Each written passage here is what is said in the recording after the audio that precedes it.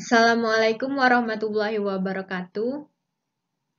Yang terhormat Bapak dosen pengampu mata kuliah Bahasa Indonesia hari ini, yaitu Pak Muhtadin. Dan yang kami banggakan teman-teman sekalian. Di sini kami dari kelompok 13 ingin mempresentasikan hasil makalah kami dengan judul menyusun karya ilmiah. Baiklah, langsung saja. Pertama itu adalah A, karya ilmiah.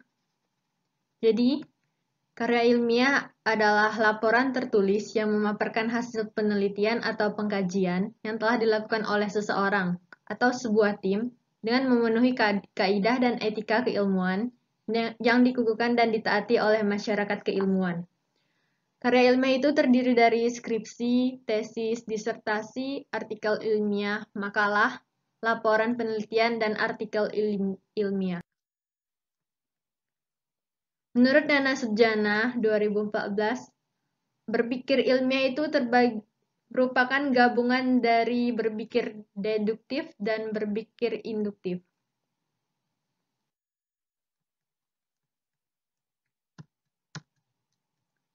Jadi berpikir deduktif itu menarik kesimpulan dari pernyataan umum menjadi pernyataan yang lebih khusus. Pola pikir ini bertujuan untuk merumuskan atau menentukan masalah penelitian dan meramalkan kemungkinan jawaban pemecahan masalah. Jadi contoh berpikir deduktif ini, misalnya setiap makhluk hidup akan mati. Itu kan pernyataan umum. Lalu, burung adalah makhluk hidup. Oleh sebab itu, burung akan mati. Nah, pernyataan ini dinamakan dengan pernyataan khusus. Pernyataan burung akan mati pasti benar, jadi tak perlu dibuktikan lagi. Yang kedua adalah berpikir induktif. Berpikir induktif adalah menarik kesimpulan dari pernyataan khusus ke pernyataan umum. Pernyataan khusus tidak lain adalah gejala, fakta, data, informasi dari lapangan bukan teori. Contohnya, misalkan kita melihat ke beberapa sekolah mengenai cara guru mengajar. Di satu sekolah ditemukan sejumlah guru mengajar dengan metode ceramah. Datang lagi di sekolah lain ditemukan hal serupa, yakni guru mengajar dengan metode ceramah. Pergi ke sekolah lain ditemukan hal yang sama. Demikian seterusnya ditemukan fakta atau data bahwa guru mengajar dengan metode ceramah. Atas dasar data atau faktor tersebut dapat disimpulkan bahwa pada umumnya guru menggunakan metode ceramah pada waktu ia mengajar murid-muridnya. Jadi dapat disimpulkan bahwa berpikir ilmiah adalah gabungan dari kedua pola pikir di atas, berpikir deduktif dan berpikir induktif.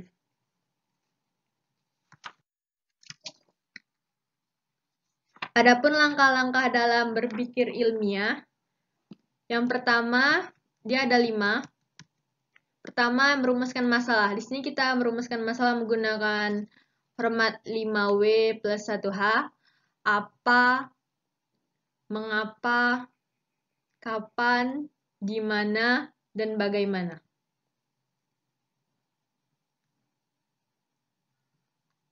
Yang kedua adalah mengkaji teori untuk menentukan hipotesis. Yang ketiga, mencari data di lapangan. Keempat, mengolah data dan menguji hipotesis.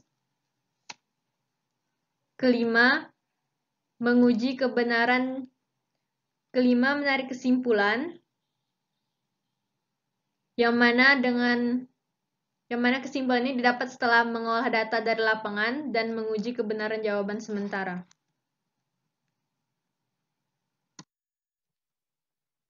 Selanjutnya, penyusunan karya tulis ilmiah. Jadi dalam menyusun suatu karya tulis ilmiah itu terdapat 5 tahapan. Di antaranya tahap persiapan, tahap pengumpulan data, tahap pengorganisasian atau pengonsepan, tahap penyuntingan, dan tahap penyajian data. Dalam menyusun karya tulis ilmiah, selain menggunakan bahasa yang baik dan benar, juga harus menggunakan teknik, metode, dan kaidah. Melakukan studi pustaka dan studi lapangan juga termasuk hal yang diperlukan sebelum menyusun dan menyajikan karya tulis ilmiah.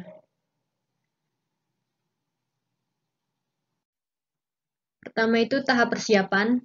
Proses tahap persiapan yang dilakukan penulis sebelum menulis karya ilmiah diantaranya menyiapkan diri, pengumpulan informasi, merumuskan masalah, menentukan fokus, berdiskusi, membaca, mengamati, mengikuti pelatihan-pelatihan, serta mampu menentukan topik yang relevan dengan keahlian penulis.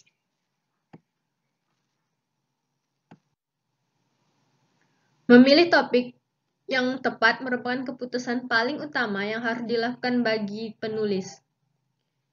Hal pemilihan topik harusnya sesuai dengan keahlian atau bidang masing-masing penulis, misalnya pendidikan, ekonomi, pertanian, peternakan, kedokteran, pariwisata, industri, dan teknologi. Tak hanya itu, suatu topik juga harus unik, sederhana, dan menarik.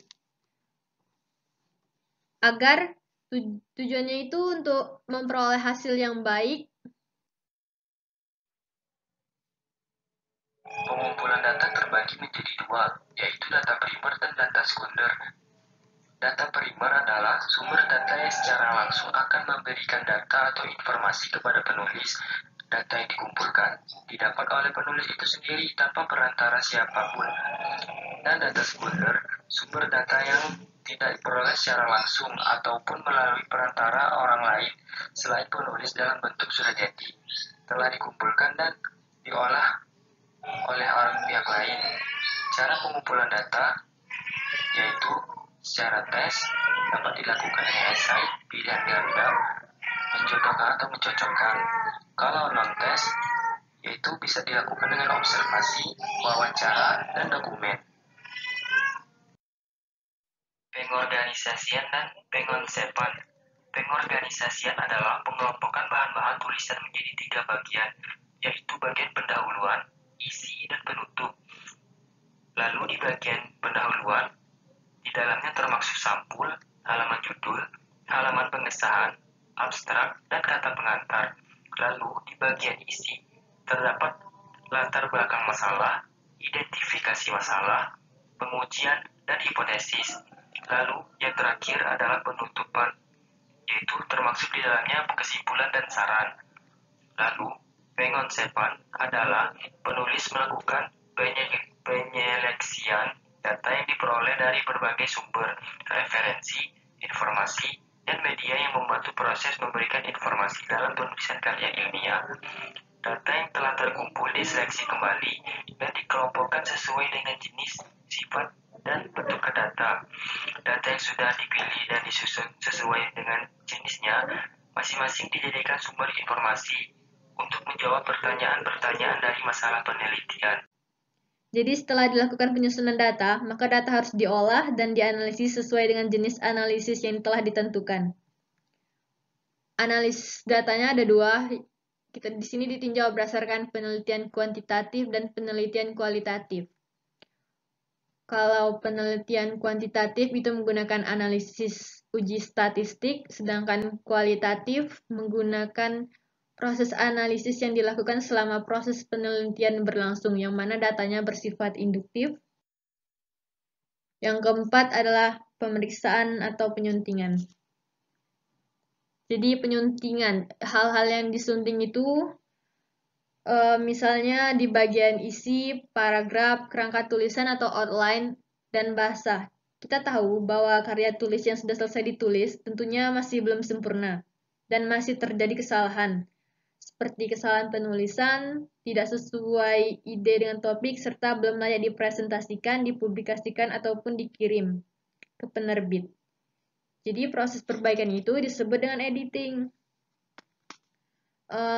Penyuntingan karya tulis ilmiah ini sebaiknya dilakukan beberapa waktu setelah penulis selesai menulis agar penulis tenang dalam berpikir dan lebih teliti dalam memeriksa tulisannya. Yang kelima adalah penyajian data.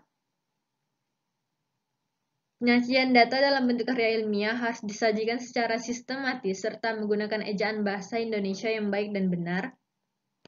Dalam menyajikan suatu karya ilmiah, penulis harus memperhatikan hal-hal seperti segi kerapihan dan kebersihan, tata letak atau layout, unsur-unsur dalam format karya ilmiah, seperti mengatur tata letak halaman pembuka, halaman judul, daftar isi, daftar tabel, daftar grafik, daftar gambar, daftar pustaka, dan lain-lain. Dan terakhir itu menggunakan standar yang berlaku dalam penulisan karya ilmiah. Misalnya jenis tulis, ukuran, spasi, penomoran, penulisan judul, kutipan, catatan kaki, daftar pustaka, dan penggunaan bahasa sesuai dengan EYD. Jadi secara umum penyajian karya tulis ilmiah terbagi dalam 3 jenis. Yang pertama bentuk populer. Bentuk populer ini bentuknya karya ringkas yang sederhana. Bahasanya yang digunakan itu santai dan umum, lalu menggunakan kaidah EYD yang baik dan benar. Yang kedua, bentuk semi formal. Di sini contohnya itu laporan biasa dan makalah. Yang ketiga, bentuk formal itu ada skripsi, tesis, dan disertasi.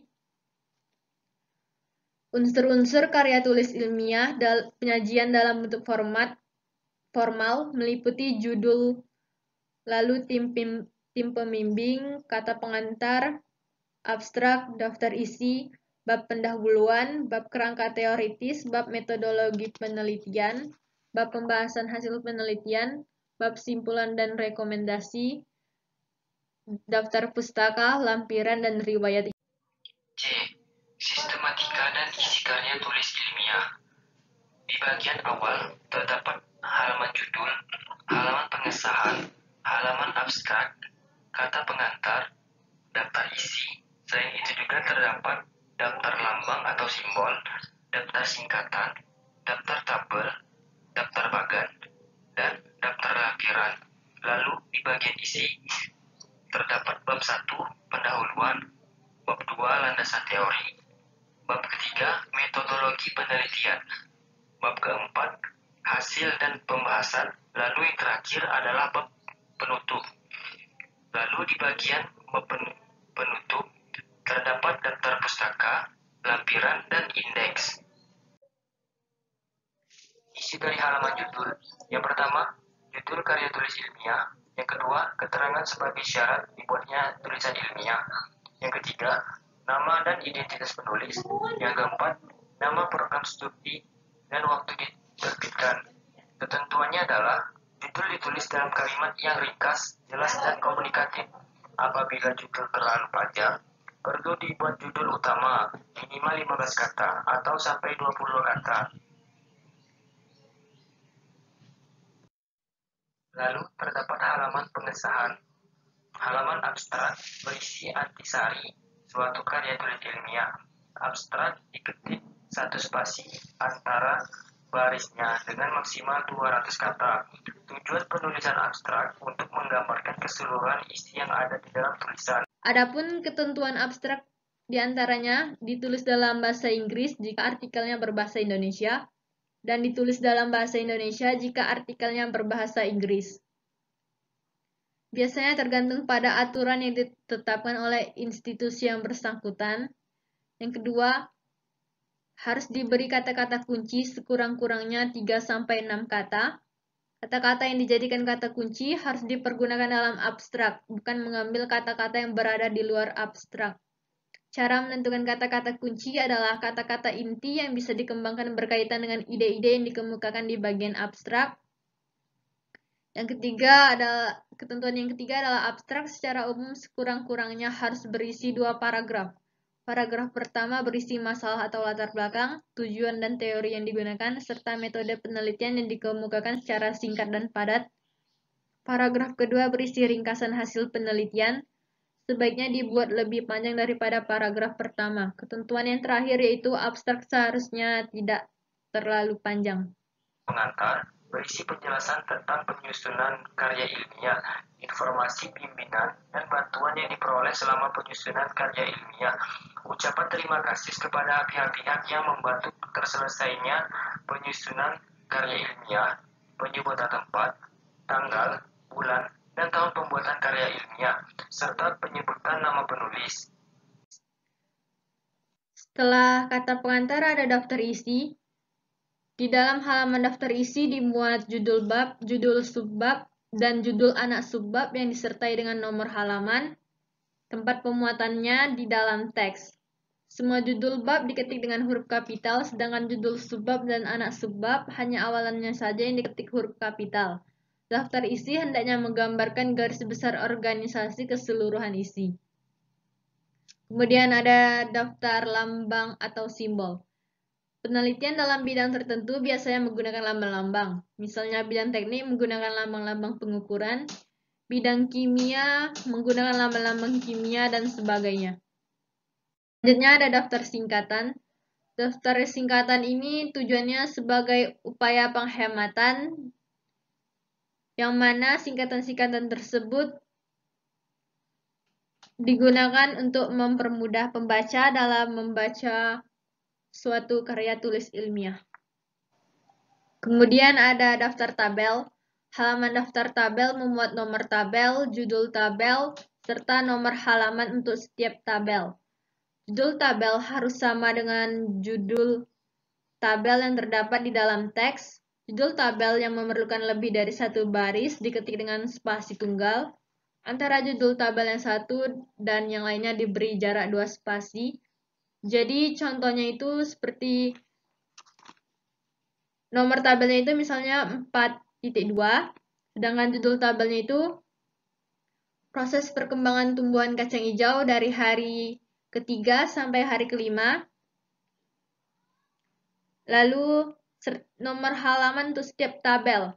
Jadi misalnya tabel 4.2 tadi itu terletak di halaman 8. Setelah daftar tabel ada daftar bagan. Penulis harus membuat daftar bagan yang memuat nama-nama bagan yang dimuat dalam karya ilmiah yang dibuatnya disertai dengan nomor halaman. Setelah daftar bagan ada daftar gambar. Suatu penelitian terkadang menggunakan data berbentuk gambar. Selain itu, gambar diperlukan dalam pembahasan untuk mendukung analisis. Pada halaman ini dicantumkan nomor gambar, judul gambar, dan nomor halaman tempat pemuatannya dalam teks. Judul gambar yang memerlukan lebih dari satu baris diketik dengan spasi tunggal. Antara judul gambar yang satu dengan yang lainnya diberi jarak 2 spasi. Yang terakhir adalah daftar lampiran, memuat nomor lampiran, judul lampiran, serta halaman tempat lampiran itu berada. Judul lampiran yang memerlukan lebih dari satu baris diketik dengan spasi tunggal. Antara judul lampiran yang satu dengan yang lainnya diberi jarak 2 spasi. Kemudian bagian isi terdiri atas beberapa bab. Bab 1, bab 2, bab 3, bab 4, dan bab 5. Bab 1 pendahuluan. Dalam bab ini dikemukakan latar belakang masalah yang menjelaskan apa dan bagaimana permasalahan penelitian, identifikasi masalah, dan pembatasan masalah penelitian, perumusan masalah yakni pengajuan pertanyaan penelitian dan tujuan serta manfaat penelitian. Setelah bab 1 ada bab 2 yang biasa dinamakan dengan tinjauan pustaka atau kajian teori atau landasan teori.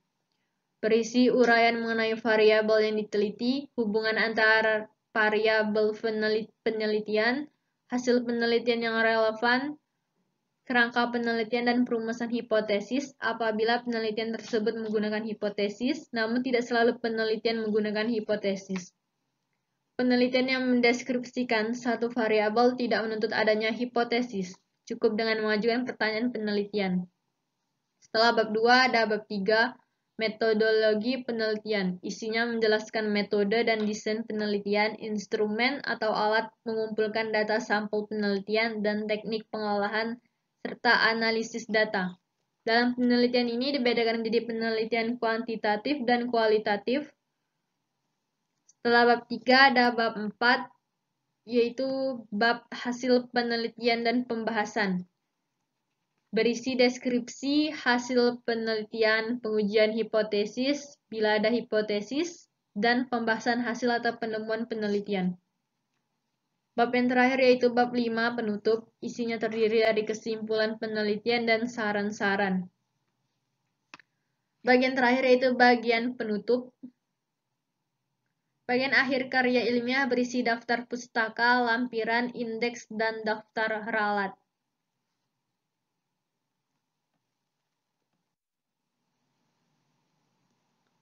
Daftar pustaka berisi sumber-sumber yang digunakan dalam penelitian, seperti buku, makalah, artikel majalah, atau bahan lainnya yang dikutip secara langsung maupun tidak langsung.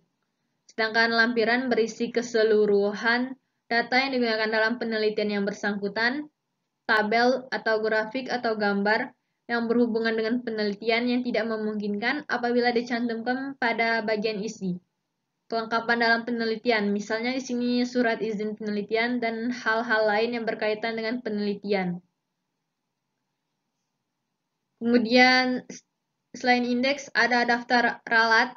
Daftar ralat adalah daftar pembetulan kesalahan yang terdapat di dalam buku yang sudah tercetak.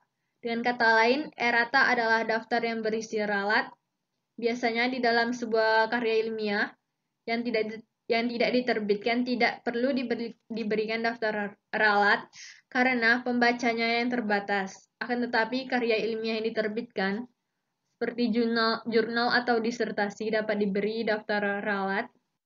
Jadi itulah sekian pembahasan dari kelompok 13. Apabila terdapat kesalahan kata, kekurangan dan kelebihan, kami mohon maaf yang sebesar-besarnya. Saya akhiri dengan wassalamualaikum warahmatullahi wabarakatuh.